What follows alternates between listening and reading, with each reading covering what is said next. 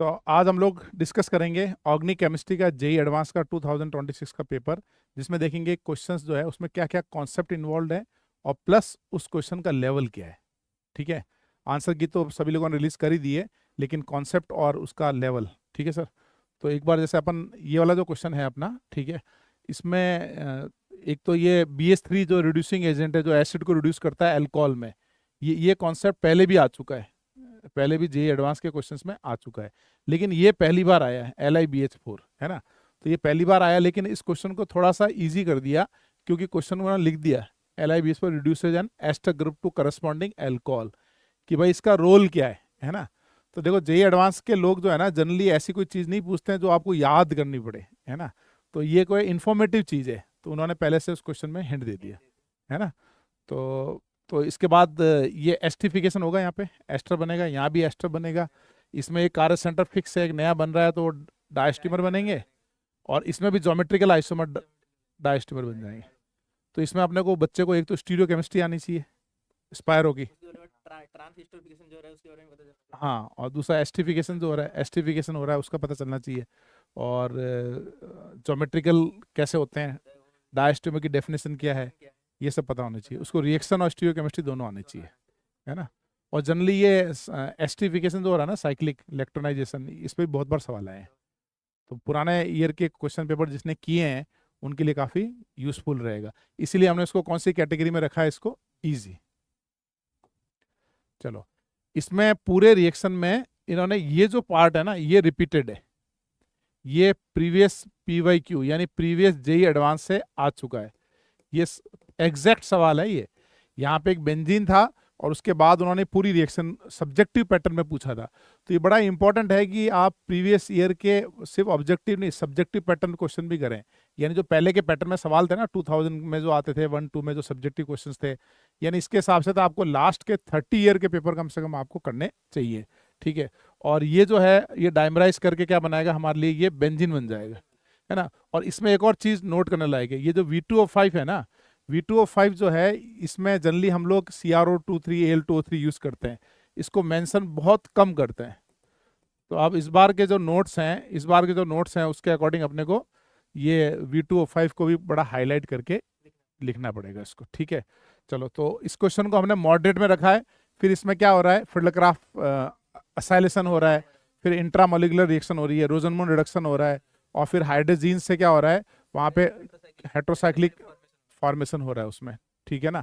तो इस तरीके से यहाँ पे दो, ये पूरी इंट्रामोलिकुलर रिएक्शन से प्रोडक्ट बन रहा है।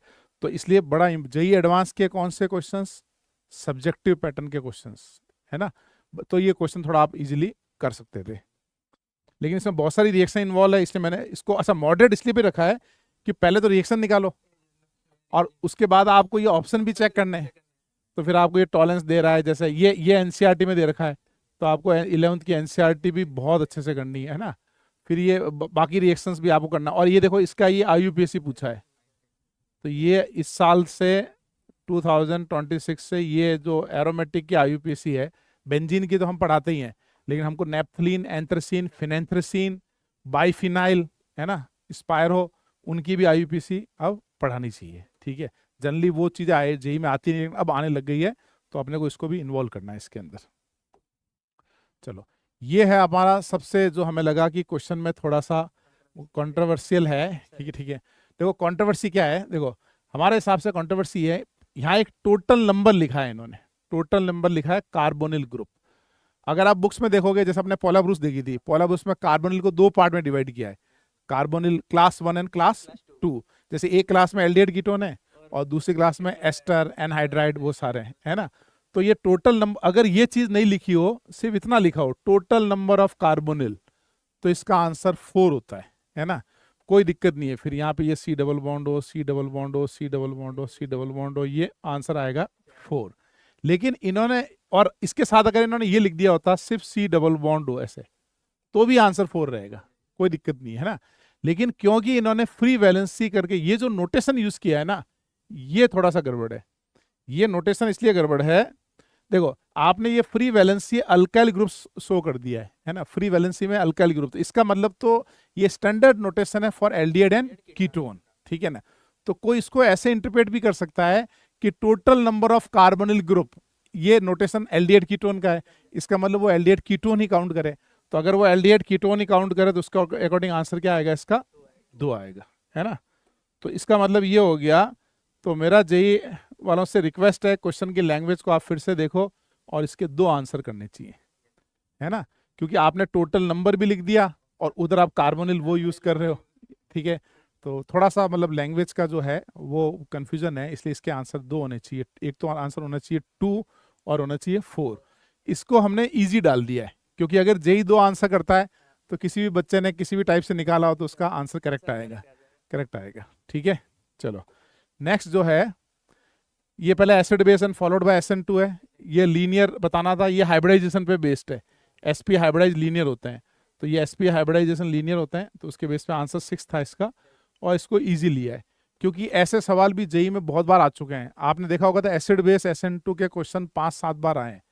तो again previous year last 30 year के सारे क्वेश्चंस बड़े इंपॉर्टेंट है, जेई एडवांस के, है ना, मेंस के नहीं, एडवांस के।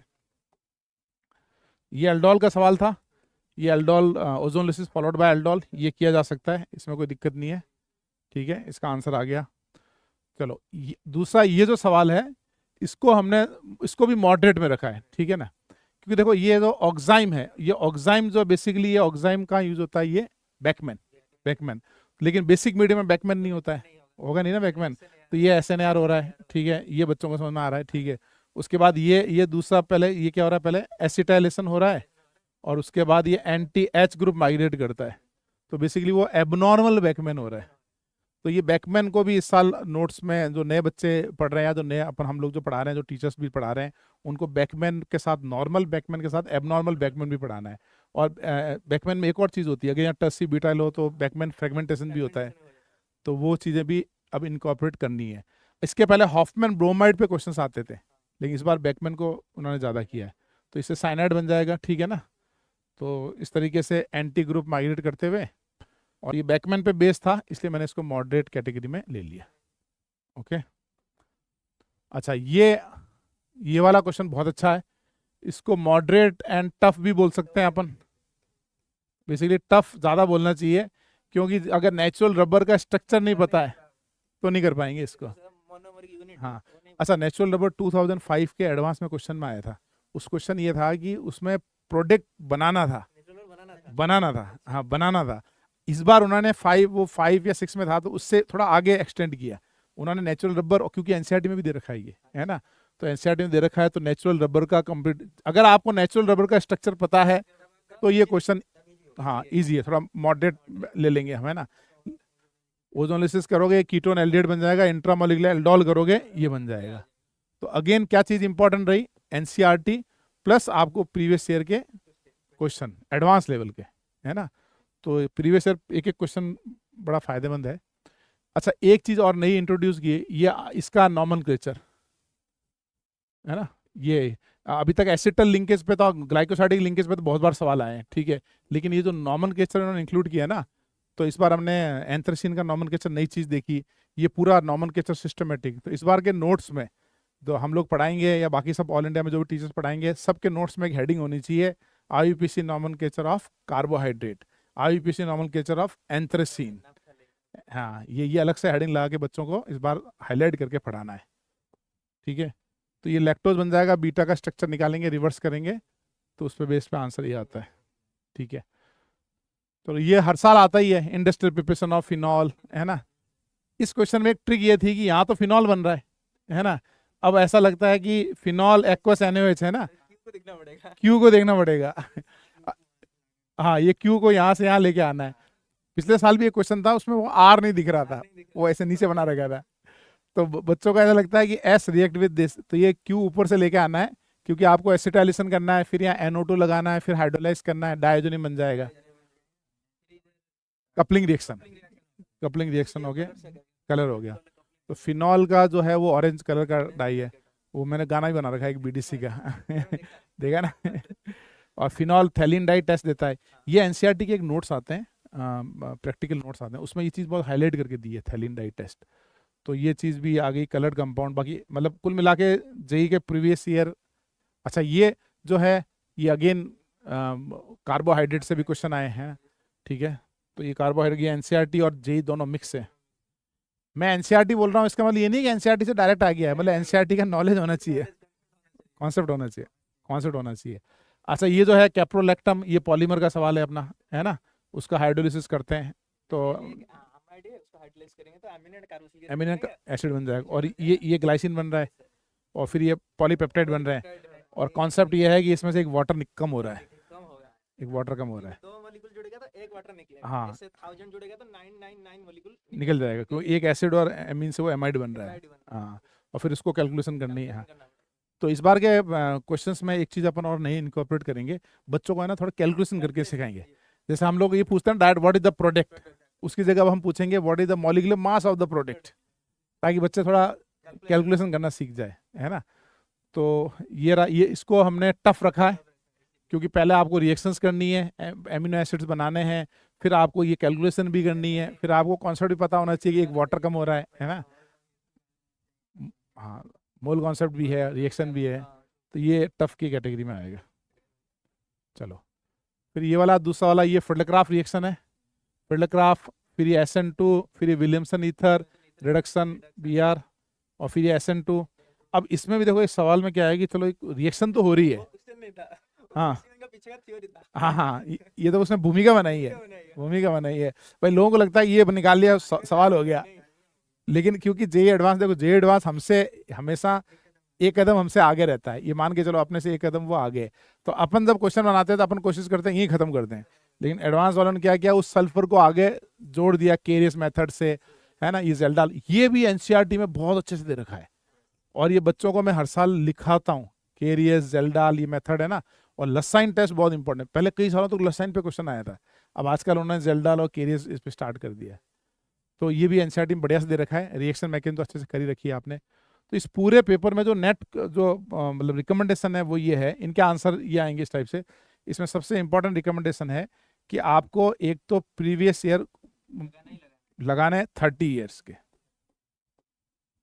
इंक्लूडिंग थ्योरेटिकल, हाँ मतलब ऑब्जेक्टिव है वो लगाओ, हाँ एमसीक्यू नहीं, आपको सब्जेक्टिव क्वेश्चन लगाना है। अगर आप जेई एडवांस की तैयारी, अगर आप मेंस कर रहे हो तो छोड़ सकते हो, लेकिन एडवांस की तैयारी कर रहे हो तो 30 year with subjective question in PYQ, plus आपको एनसीईआरटी पूरी लगानी है, हर चीज 11th एंड 12th। क्योंकि पहले ना जेई के एडवांस के सिलेबस में लिखा है preparation of alkane by Wurtz, call भी नहीं आता था, अभी तो 2-3 साल से कॉल भी शुरू कर दिया उन्होंने, वुड्स खत्म हो गया उनका, ठीक है। तो मतलब ये है ना, एनसीईआरटी का एक एक चीज आपको इंपॉर्टेंट है एडवांस के हिसाब से। और तीसरा और मोस्ट इंपॉर्टेंट, अपनी एडवांस प्रॉब्लम की बुक, क्योंकि आपको कॉन्सेप्ट स्ट्रॉन्ग चेक करने पड़ेंगे।